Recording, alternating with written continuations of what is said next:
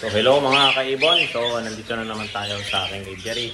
So may ipapakita lang din akong experience para may share ko rin sa inyo mga kaibon kung ano yung sign ng malakas na breeder. So ito, marami akong ganitong mga breeder na sunod-sunod yung halimbawa, kabababa pa lang ng itakay, yung pala may itlog na naman. Ganun mga kaibon, parang magkasunod lang. Sinasabi nilang yung iba nagdo-double runs, pero talagang sign lang talaga nung malakas na breeder yun na hen. So ayan, ipapakita ko sa inyo mga kaibon. So ito yung unang pair mga kaibon. So ito yung nanay nila, split ng pearl hen, split follow yan, heavy-pied line. Tapos yung anak dyan na nandyan mga kaibon, isang heavy-pied saka isang follow na pearl. So ito yung tatay nila na saddleback. Tapos may itlog na naman siya. So ayan, malapit na namang mag-fertile. So ayan mga kaibon, hindi ko pa nga napapalitan yung nest box nila yung nesting material. So ayan na naman, malapit na naman 5. So yung tatay nila isang heavy-pied na follow, saddleback, pearl.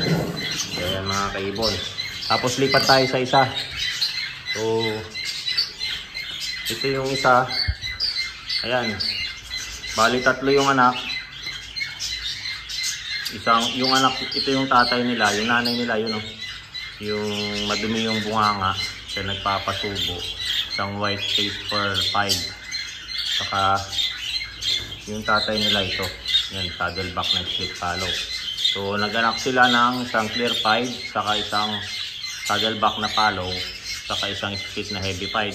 Ngayon yung anak nila ulit, ito di ko rin namamalayan kasi ito na naman mga kaibon. So ayan, dalawang halos malalaki na rin nilipad na ayan. Isang white face pearl 5, halos palabas na rin itong mga kaibon. Saka isang heavy-pied follow. Hindi daw kasi na ganun yung ibon, automatic yan, lilipad sila. So ayan so, isang 5 din. 4 din to mga kaibon. So 4, dalawang split saka dalawang follow. So lilayuan muna natin. Tapos ito yung pangatlong pares. So ayan mga kaibon, yung pangatlong pares, isang single factor na follow line or split split follow, saka isang pastel na 5 na single factor follow siya mga kaibon. So dalawa yung anak niya rito, isang double factor na RS saka isang single factor na RS follow. So yan mga kaibon. So yung ito katitingin ko lang kanina, so nakita ko may pisa na naman So pakita ko sa inyo. So ayan So 4 na yan. May isa pang ginapipisa. So mapipisa pa ito mga kaibon. 4 to. Pa ang ginapipisa, isa na lang mga kaibon. So 4, tapos meron pang isa. So abangan natin yung isa. So yan yung pangalawa. So ayan, ito naman yung pangatlo mga kaibon. So ito yung 3 anak nila, isang 5 na single factor follow line, saka isang RS na single factor, saka RS na silver line yan. Magkakapatid po yan mga kaibon. So ito na naman yung tatay sa nanay nila, isang single factor na follow line, saka visual na single factor pastel na hen. So naglabas na sila ayan bagong pisa na naman yung isa. So meron pang 4. Bali 6 yung itlog pala nito mga kaibon. So may crack na rin. May crack na rin pala yung isa. So ayan. So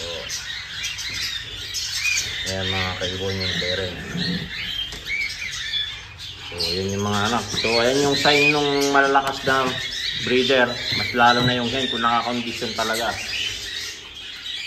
So ayan mga kaibon. Ayan nakita nyo mga kaibon yung mga malalakas na breeder natin. So ganyan talaga kapag malalakas yung mga breeder natin na hen. Yun talaga yung post nun. Kahit na hindi mo sila mapigilan. Hindi mo sila mapigilan pag gano'n yung mga hen. So yung mga nagpapamate sila. Umuupo na lang basta kapag malakas talaga yung katawan nila. So ganun sila kalakas. So ayan mga kaibon, no? So nakapag-share na naman po ako ng mga bagong na-experience natin dito sa aking aviary. So sana nakatulong yung mga na-share ko po sa inyo. So ayan, don't forget to subscribe my YouTube channel, Warren Palakpak Kaibon. So sa aking Facebook page, Warren Palakpak Kaibon, at sa aking Facebook, Warren Palakpak Mr. Tigasin. So ayan mga kaibon, baka this week kung magkaroon ako ng time, magpupun tayo, mag-harvest na tayo. So marami na rin sa taas, ang dami na rin yung mga yan, sabay-sabay ko na yan na-harvest. Kasi meron na naman nga sa nakababa na sila. Tapos yan, nakikita nyo naman, nakababa na, tapos may nakaipas. So marami na tayo nakababa, mas lalo din sa taas, meron na din. Meron na din din, hindi ko pa nasisilip. So ayan, marami sila. So hindi natin na naman siya lalagay. So abang-abang ka na naman mga kaibon sa aking live at pamimigay na naman tayo. So ayan mga kaibon, shout out sa mga nanalo itong December. At kay ano pa, meron pa lang hindi nakuwang ibon. So ipapasama na rin natin yun. So ayan mga kaibon, so abang-abang lang tayo. At mamimigay tayo ulit ng mga ibon. So ayan mga kaibon, hanggang sa muli, paalam!